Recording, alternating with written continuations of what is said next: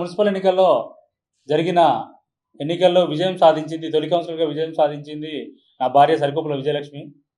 ఈరోజు మన నల్గొండ జిల్లాలో ఈ కార్యక్రమాన్ని ఏర్పాటు చేయడం జరిగింది.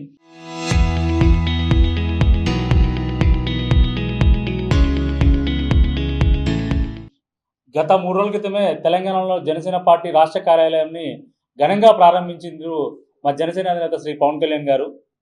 ఈ కార్యక్రమం ప్రారంభించడంతో పాటు ప్రజావాణిని కూడా డైలీ మన రాష్ట్రంలో జరుగుతున్న సమస్యలపై కూడా ఒక డైలీ మీకు ఏమేమో ఇబ్బందులు జరుగుతున్నాయనేది కూడా ప్రజావాణి కార్యక్రమాన్ని కూడా నిర్వహించడం జరుగుతుంది అక్కడ.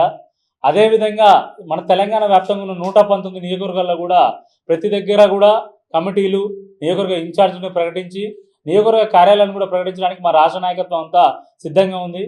ప్రధానంగా మా ఇన్ఛార్జ్ శంకర్ గౌడ్ గారు, ప్రధాన కార్యదర్శి రామ్ తాలూరి గారు, మహేందర్ రెడ్డి గారు, అదేవిధంగా రాజాలింగం గారు, రామ్ సాగర్, మన ఆర్కే సాగర్ గారు, ప్రచార కార్యదర్శి గారు, ప్రతి ఒక్కరు కూడా తెలంగాణలో పార్టీ ఎంతో యాక్టివేట్ అవ్వడానికి ప్రతి ఒక్కరు అహర్నిశలు కృషి చేస్తున్నారు. ఈ పార్టీ మన ఈ ఆంధ్రప్రదేశ్లో ఉప ముఖ్యమంత్రిగా ఉన్న తెలంగాణ ఉప ముఖ్యమంత్రిగా ఉన్న పవన్ కళ్యాణ్ గారు తెలంగాణ వైపు కూడా ఆయన కావాలని తెలంగాణలో ఉన్న జనసేన పార్టీ తరఫున ఉద్యమకారులు, జన సైనికులు, యువకులు ప్రతి ఒక్కరు కూడా ఎదురు చూస్తున్నారు ఆయన రాక కోసం. ఈ రాబోయే రోజుల్లో తెలంగాణ వ్యాప్తంగా జనసేన బలంగా ఎదుగుతుంది. ఒక యువకులు, విద్యావంతులు, మేధావులు ఎవరైతే ఉన్నారో వాళ్ళంతా కూడా జనసేన వైపు చూస్తున్నారు. మేధావులు, లాయర్లు, ఎవరైతే విద్యావంతులు, రిటైర్డ్ ఆఫీసర్లు నిన్న పార్టీ ఆఫీసులో క్యూ కొట్టడం జరిగింది. రాబోయే రోజుల్లో జనసేన అనేది తెలంగాణలో ఒక శక్తిగా మారుతుంది అనడానికి నిదర్శనంగా భావిస్తున్నాం.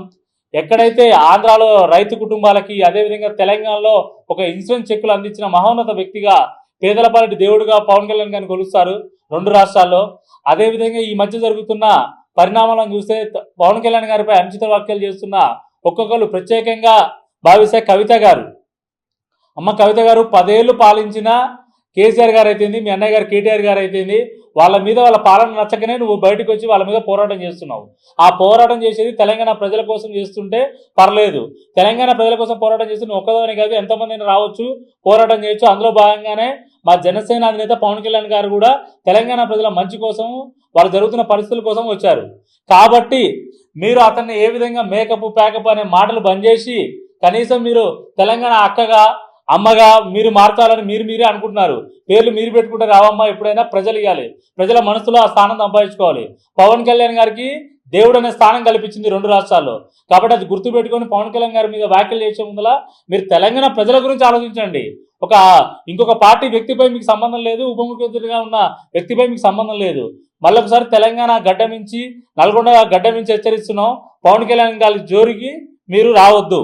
అదేవిధంగా ఉమ్మడి నల్గొండ జిల్లాలో గతంలో మంత్రిగా చేసిన జగదీశ్వర్ రెడ్డి గారు, ప్రస్తుత సూర్యాపేట ఎమ్మెల్యేగా ఉన్న జగదీశ్వర్ రెడ్డి గారు, అయ్యా జగదీశ్వర్ రెడ్డి గారు మీరు ఏకైక ఎమ్మెల్యే ఉమ్మడి నల్గొండ జిల్లాకు ఉన్నారు.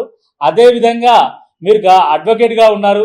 అదేవిధంగా గతంలో మంత్రి చేశారు. ఇన్ని విధాలుగా రాజ్యాంగం గురించి, ప్రతి ఒక్కరు పౌరుడు హక్కుల గురించి తెలిసిన మీరు ఈరోజు పవన్ కళ్యాణ్ గారిని ఎప్పుడు చూసినా పదే మాటలు అంటాం అనేది అయితే మీ స్థాయికి సరిపోదు ఆ మాటలు. ఎందుకంటే ఒక గౌరవప్రదమైన మంత్రిగా ఉన్న మీరు పవన్ కళ్యాణ్ గారిని ఐటమ్ సాంగ్ అంటాం, తెలంగాణలో ఏం పార్టీ ఇదంతా అనడం అయితే కరెక్ట్ కాదు. మీ ఫోకస్ అంతా రేవంత్ రెడ్డి గారి మీద పెట్టండి. ప్రజలకు ఏమందట్లేదు 6 గ్యారెంటీల మీద పెట్టండి. ప్రజలకు న్యాయం చేసే విధంగా మాట్లాడండి. ఈ విధంగా మాట్లాడితే ప్రజలకి మేము అందరం తోడై తెలంగాణ ప్రజలకి న్యాయం చేసేలా ఉంది. ఒక అఖిలపక్షం, ఎన్నో రాజకీయ పార్టీలు ఉండొచ్చు, ప్రధాన ప్రతిపక్షంగా ఉన్నారు, ప్రతిపక్షంగా మేము ఉన్నాం. అందరం కలిసి బలంగా పోరాడి తెలంగాణ ప్రజలకి న్యాయం చేసే విధంగా ఉండాలి తప్ప మీరు రేవంత్ రెడ్డి గారిని అనండి అని ఉంటే ఆ గ్యారంటీల గురించి, వాటి గురించి పోరాటం చేయండి తప్ప ఇంత మంచి వ్యక్తిని, దేవుడు లాంటి వ్యక్తిని మీరు పదే అంటాం కరెక్ట్ కాదు. మీ వాక్యాలు ఉపసంహరించుకోవాల్సిందిగా కోరుతున్నాము. ఇంకో పవన్ కళ్యాణ్ గారు ఖచ్చితంగా తెలంగాణలో అడుగు పెడతారు. తెలంగాణ అసెంబ్లీలో ఖచ్చితంగా జనసేన నుంచి ఉంటారని మరొకసారి గట్టిగా అందరికీ తెలియజేస్తున్నాను. జై జనసేన.